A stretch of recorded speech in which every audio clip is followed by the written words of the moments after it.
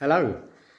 So as you may know, we were waiting for our DVR exhaust system. Unfortunately, it came late and we missed it for the first round of the Spanish Supermoto Championship. Well, they've arrived now.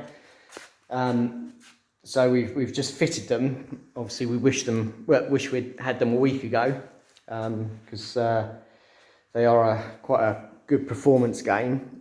I've had a few requests from people just to show how to fit these, because it's like a reasonably complicated fitment.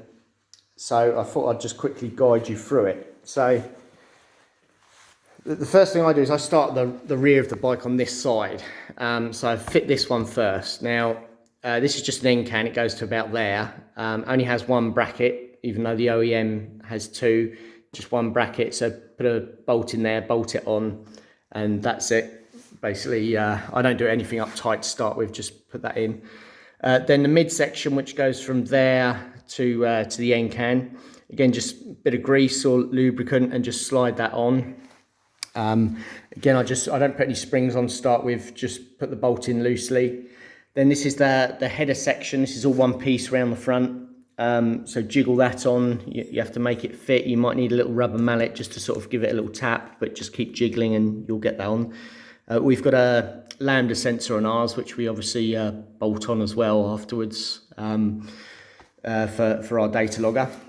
And then around the other side, this is where it starts getting a little bit more complicated.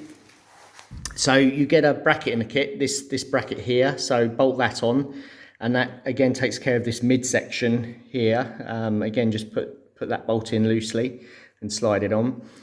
You have to remove this OEM chain guide because it gets all tight up here behind the subframe. Now usually you get in the kit you get like a little chain guard. I'll just show you on another bike. This is on a 2022 bike. So in the kit you get a little chain guard like this, which just bolts on. I don't particularly like that because I feel if a chain breaks, it could break this bolt and smash out your little slave cylinder to the clutch there. It could do some damage to the case. And on the 23 bike, there's a bit more room up around the back here. So this is where it all gets tight, where you can't fit it. Well, I've just like ground the back of it off, made it a lot thinner at the top and cut the end part of it off. And I've managed to make enough room to fit the OEM one. So I've stuck with that and just put that on there. No need to do any cutting or grinding of plastic around here. You will find that it kind of melts the plastic a bit where it touches and forms its own little channel. So that's fair enough. Then you have to fit this bracket. Now, what I do is I slide the end can on, work out where I've got to break through with this bracket through this plastic, mark it all out, and then you have to drill or grind out a big hole here in the plastic so that the bracket can come up. And then this whole assembly here, obviously I put this bolt on. This is all loose to start with, but I just put it on, mark up these three holes. These are the three key ones. Mark them, then drill them. Now you're drilling through the plastic into this aluminium subframe. I drilled through and then I actually put like captive nuts into the aluminium stay, but I think it ended up being more trouble than it's worth. I would just grind the plastic off around the back and just put 3 6mm bolts and nuts through there, and just do it that way. You probably find you've got to actually take the subframe off or remove all the plastics, which is a bit of a job, to get to the back of it and then grind out the honeycomb around the back to actually get a spanner on to do that. But it's just as big a job to put captive inserts in. So I would stick with a nut and a bolt there. Once you've got it measured, bolted on, then obviously you tighten it all up, and you can do that through the whole system then. Put the springs on it. One thing you'll have to find as well with the side plastic, this is the only side plastic you have to modify. You will need to cut all along this edge here. See if I can free a hand up to show you. So you sort of got to grind it thinner there because it basically where it sits on the bike. It's very close to the pipe there and the bracket there, so you got to sort of, you know, make it fit by grinding all that edge off. And then it's a bit of a jiggle to slide it under and make it fit, but it will go. And then that's it. That's it fitted basically. So you know, you want to take your time on that. I normally take put the kettle on and take my time. I've got quite a bit of measuring and cutting to do. You'll also find that at the back here, the spacing seems pretty good. That's a 5-inch wheel. Obviously, if you're jumping, doing a dirt section, you might have a few clearance issues, especially if you're using a 5.5 rim.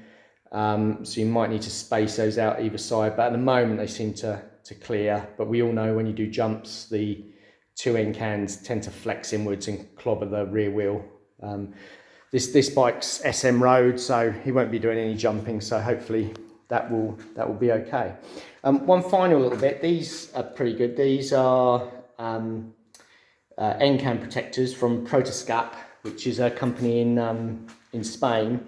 Basically, it's all held on by a Jubilee clip that goes through like this kind of, I don't know how you describe it, but it's like a flexible kind of plastic solid hose. Very, very good, because when you crash and scuff it, you just cut that out and then move it round. So you probably get about, you know, 5 or 6 big crashes out of each one of these. You just cut them smaller and smaller, move them round.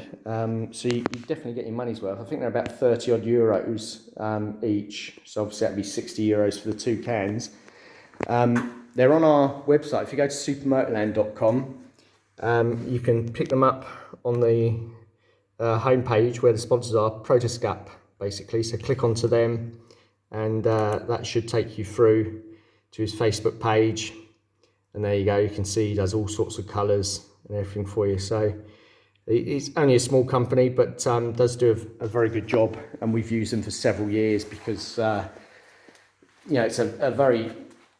Well, they look cool, and it's a very cheap and effective way of protecting your end can. So yeah, there we go. Now, our next thing is to test the DVR system. We have already spun a few laps here at Supermoto Land around our own private track, and the pilot reported that everything was pretty good. We've got some data from that as well. He said that there was definitely more power, and it revved out at the top, which is exactly what we were hoping for. We've got the data, where is it? Here we go. So that's the data we got off of it. We've got a nice air fuel ratio as well. That all looked quite tidy. Now we need to take that to a bigger track. So that's the next test. We need to go somewhere like Gas 74 and spin a few laps there, and again check the data, make sure that we're not running too lean or anything, and then probably start work on making a map to get the most out of the twin pipe system. So we'll keep you updated on how we do on that, and over the next couple of weeks we should know some more.